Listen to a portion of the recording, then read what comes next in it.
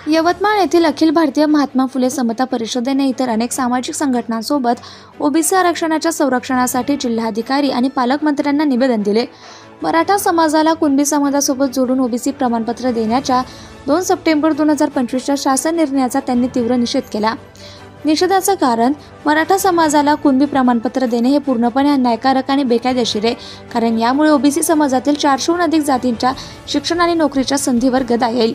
या निर्णयामुळे आरक्षणाच्या मूलभूत तत्वांचं उल्लंघन होते, कारण या आरक्षण केवळ सामाजिक आणि शैक्षणिकदृष्ट्या मागासलेल्यांना दिले जाते। ओबीसी समाजाच्या आधीच मर्यादित असलेल्या संधींवर हा निर्णायक अन्यायकारक परिणाम करेल। हा निर्णय सर्वोच्च न्यायालयाच्या निर्देशांचं उल्लंघन करतो, ज्यात केवळ राजकीय दबावाखाली आरक्षणात नवीन जातींचा समावेश करू नये असं स्पष्ट म्हटलंय।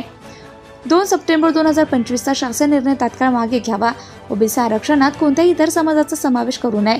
ओबीसी समाजाचे हक्क आणि आरक्षण सुरक्षित ठेवण्यासाठी सरकारने ठोस धोरण जाहीर करावे, या मागण्या करण्यात आल्या होत्या।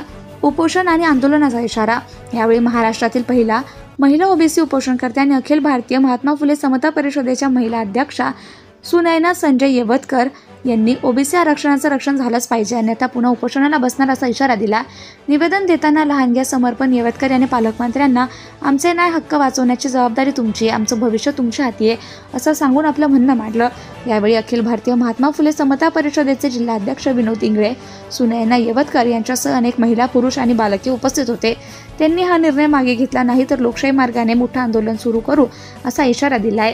सर्व ओबीसी बांधव अखिल भारतीय महात्मा फुले समता परिषदेच्या वतीने महाराष्ट्राचे देशाचे नेते आदरणीय भुजबळ साहेब यांच्या नेतृत्वामध्ये संपूर्ण महाराष्ट्रामध्ये ओबीसीची न्याय हक्काची लढाई लढण्यासाठी आज कलेक्टर साहेबांना निवेदन देण्यासाठी आलेलो आहोत। आणि हैदराबाद गॅझेट अनुसार मराठ्यांना जे ओबीसीमधून आरक्षण देण्याचा शासनाने निर्णय घेतलेला आहे तो निर्णय तात्काळ रद्द करावा आणि ओबीसीची न्याय हक्काची लढाई लढत असताना आम्हाला आमचं ओबीसीचं आरक्षण कोणालाही देऊ नये ही सक्तीची मागणी आम्ही करतोय। ओबीसीच्या आरक्षणाचे रक्षण झाले पाहिजे यासाठी आदरणीय भुजबळ साहेबांनी कॅबिनेटच्या बैठकीवरती बहिष्कार घातलेला होता आणि ही न्याय हक्काची लढाई आज जर निवेदन देताना अनेक मागण्या करत असताना जर रद्द झाली नाही तर उद्या धरणे आंदोलन, उपोषण किंवा अशा अनेक रस्त्यावरची लढाई आम्ही आमच्या लेकराबाळासहित लढू ही मागणी आज आम्ही शासनाला कलेक्टर साहेबांच्या वतीने देत आहोत। धन्यवाद।